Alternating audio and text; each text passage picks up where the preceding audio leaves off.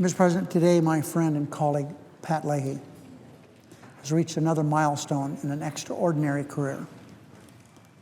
He just cast his 15,000th vote. That's remarkable. He's only the sixth senator in the history of this great body to have done that.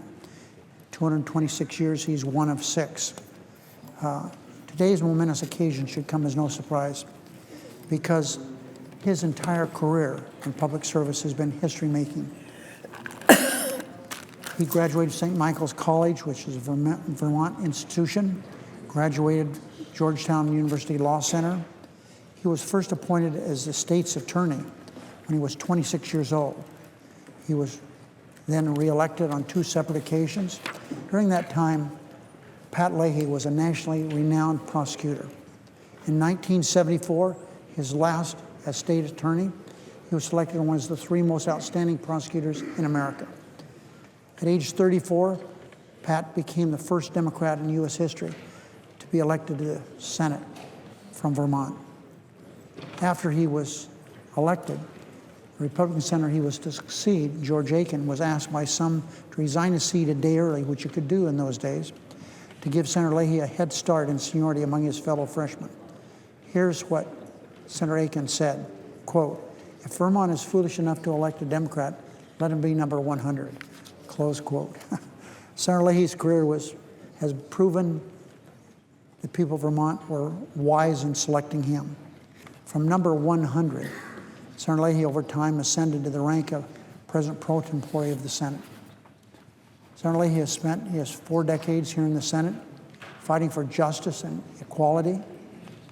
As a chairman of the Judiciary Committee, he's become a national leader for an independent judiciary, the promotion of equal rights, and the protection of our Constitution.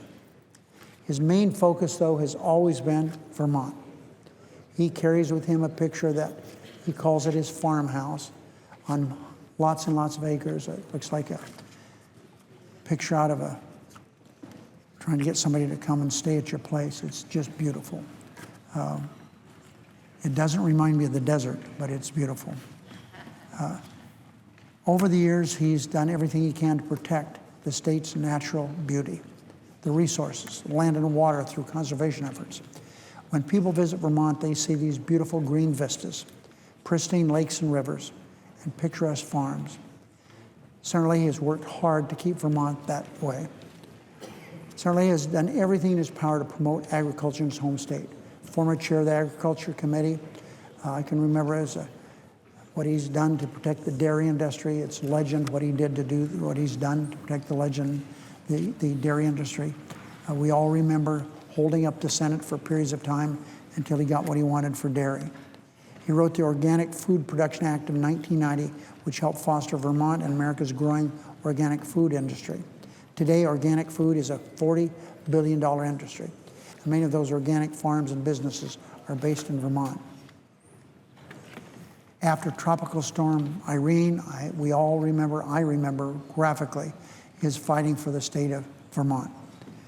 That storm devastated parts of Vermont. Roads were underwater for weeks. He helped secure $500 million in assistance for the people of Vermont to overcome a brutal natural disaster. I'm fortunate to be able to have served with Pat Leahy here in the Senate. He's more than a colleague. He really is a dear friend. His wife of 52 years, Marcelle, who Landon and I know well, have helped each other through our times of joy and our times of travail. Pat and Marcelle have 3 wonderful children and 5 grandchildren, and give Pat a minute alone and he'll start telling you about them. Senator Leahy, congratulations on your 15,000th vote as a United States Senator. Thank you very much.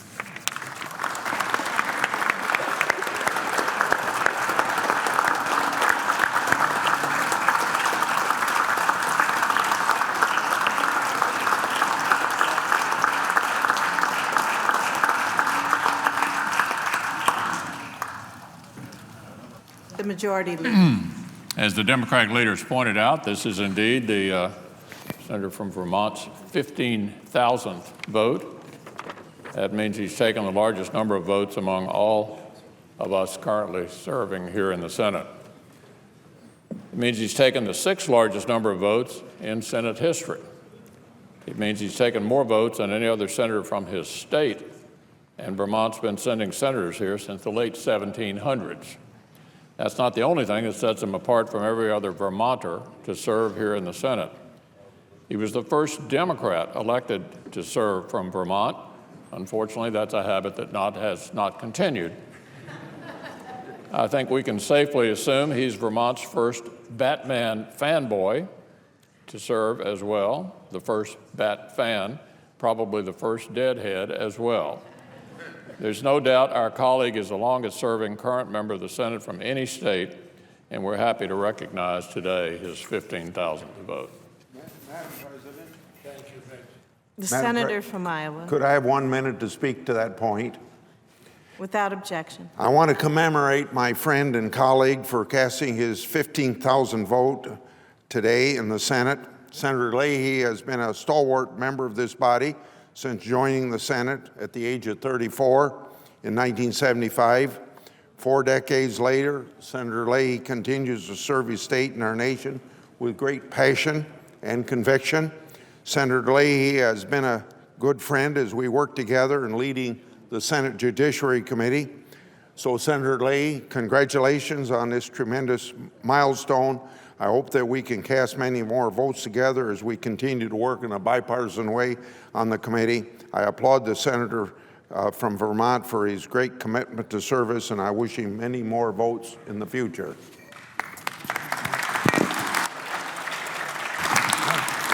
Madam President. The junior senator from Vermont. Sorry. Junior above senior here, Pat. I just want to say a few words in congratulating Senator Leahy, not just on his 15,000th vote, but on his many, many years of service to the people of the state of Vermont, a state which is very, very proud of all of the work that Pat Leahy has done.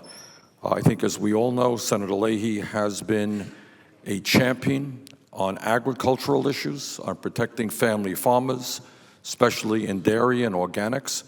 He has been a champion in fighting for civil liberties in this country.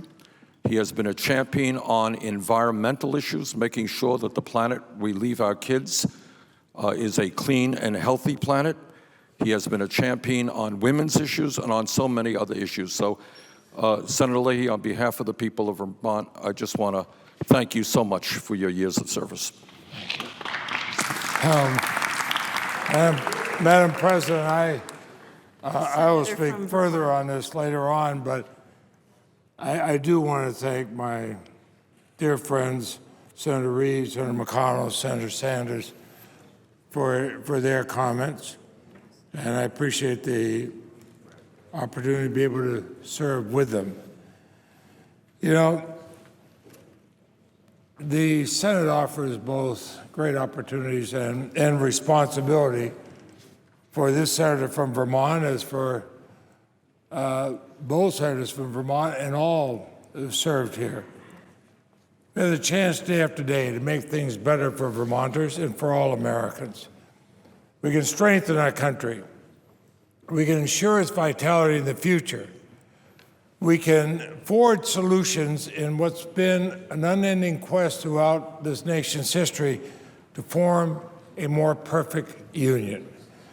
I cast my first vote in this chamber in 1975 on a resolution to establish the Church Committee. Now, the critical issues of the post-Watergate era, parallel issues we face today, prove the enduring fact that while the votes we cast today address the issues we face today, problems will persist, threats will continue, and improvements in democracy that all members of this body revere can always be made. I think back to the 15,000 votes I cast on behalf of Vermonters. A lot of them come to mind, some specific to Vermont, some national, and some global.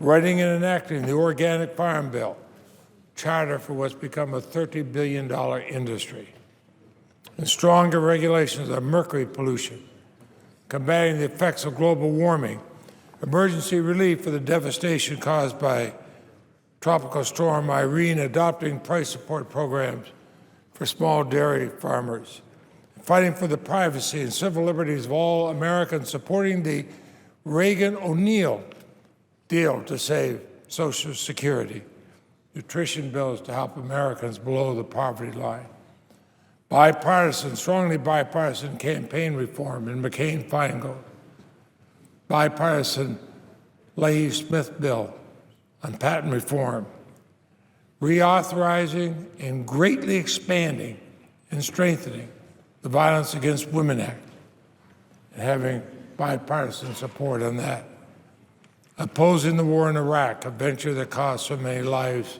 and trillions of taxpayers' dollars.